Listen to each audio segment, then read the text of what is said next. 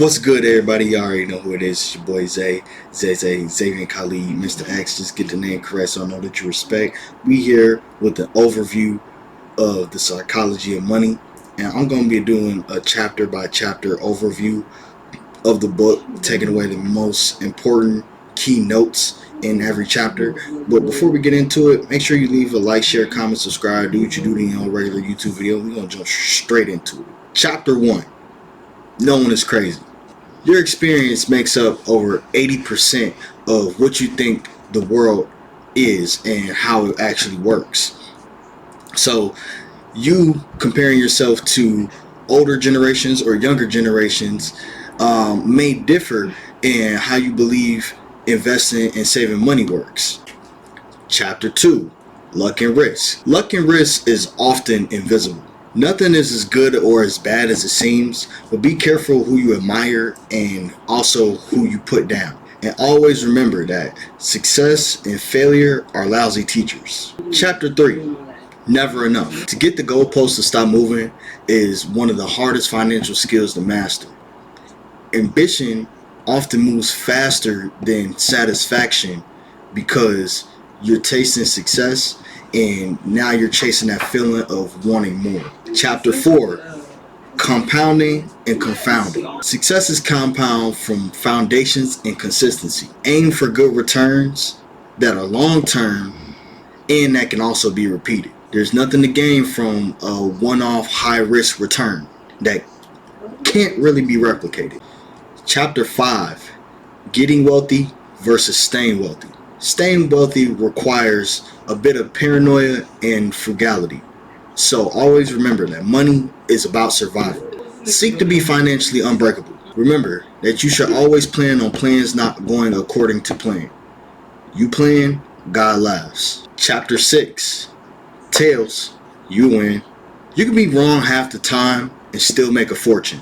Some projects work and others don't. That's only because a few things account for most results. No one makes good or right decisions all the time, and most financial advice is about today. A quote from Peter Lynch says, if you're terrific in business, you're right probably 6 out of 10 of the times. Though, most importantly, it's not about being wrong or right, but it's about how much you make when you are wrong or when you are right. Chapter 7. Freedom. You should always be trading your money for time. Money is the greatest asset to your time. Common denominator to happiness is a person's control over their life. And money's greatest value is giving a person control over their time. Chapter 8. Man in the car paradox. Now, we spoke about this in my review, though what it says is that no one is as impressed by your possessions as you are. What you really should be valuing is your respect over material possessions. Chapter 9. Wealth is what you don't see. Now, wealth is assets that you may not readily see, but spending money to be seen is the fastest way to lose it. A lot of people learn from imitation, and when you have wealth, it makes it hard for others to imitate you. Chapter 10. Save money. Wealth has more to do with saving rather than investing. Viewing wealth as big returns or requiring more money is often going to lead you to pessimism. Wealth value is relative to your needs. So saving is fundamentally the gap between your ego and your wealth. Seeing that the digital era increased direct competition, flexibility is most important to give you that time and patience to be able to wait for great opportunities to arise. Chapter 11. Reasonable is greater than rational. Being reasonable is more realistic, only because you have a higher chance of sticking with what's reasonable than what's rational. Chapter 12. Surprise. So history is the study of change. Things happen all the time that never happened before. And this is a callback to earlier chapters, telling you that you should always plan on things not going according to plan. Chapter 13. Room for error. So first things first is that we want to acknowledge the unknowns. Though In acknowledging the unknowns, we should always have our own personal safety net for our finances. One thing that many of us do is falsely believe that we can predict the future, especially when it comes to our finances. So, in order to move into a future that we can foresee for ourselves, we have to fully maximize our resources. This means that we want to save money for our future, survive to succeed, which means living below our means, and not really put too many eggs in one basket. Chapter 14, You Will Change. Seeing that this book is tied into the psychology of money, which is the title of the book as well, and it deals with a lot of the emotional decisions that we make from what we hear in the economy and the changing markets, we should expect that goals and desires change over time, but don't settle.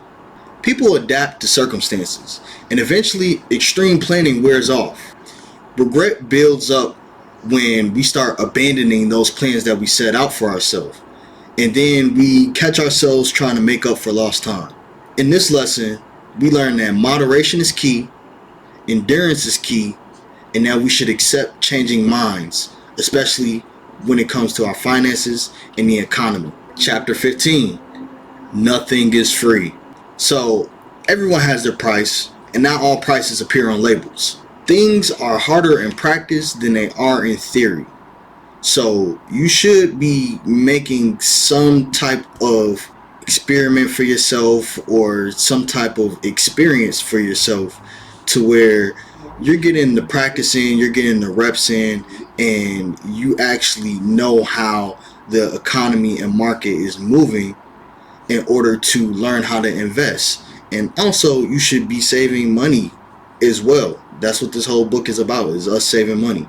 And in the long run, you may end up paying double the price by trying to avoid the price in the first place. Chapter 16, You and Me. Everyone is playing a different game. And something that we can see, especially with the man in the car paradox, is that a lot of our economy is socially driven. This means that consumer spending is mainly based off of the socialites, those who want to be seen for their material items. And this goes back into getting wealthy versus staying wealthy, which is two completely different skills. Chapter 17, The Seduction of Pessimism. So optimism sounds like a sales pitch oblivious to risk. And pessimism sounds like help, but it sounds smarter than optimism. Health and money always affect us. So pessimism has a stronghold on us, and it grabs people's attention because everyone has something to lose. Progress is too slow to notice, and setbacks are too quick to ignore. That being said, growth is only driven by compounding interest. Chapter 18, When You'll Believe in Anything. So going back into pessimism, stories are the most powerful force in our economy. When you really want it to be true, you pretty much believe in it to the death of you, against all odds.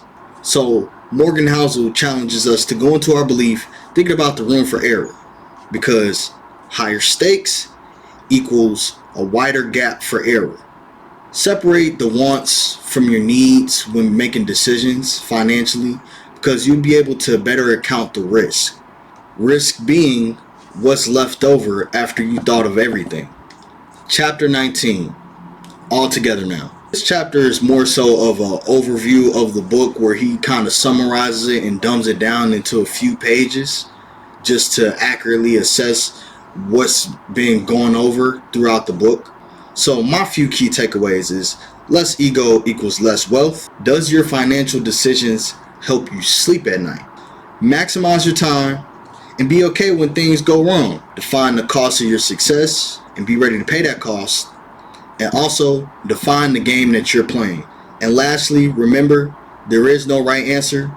You should always go for what you know.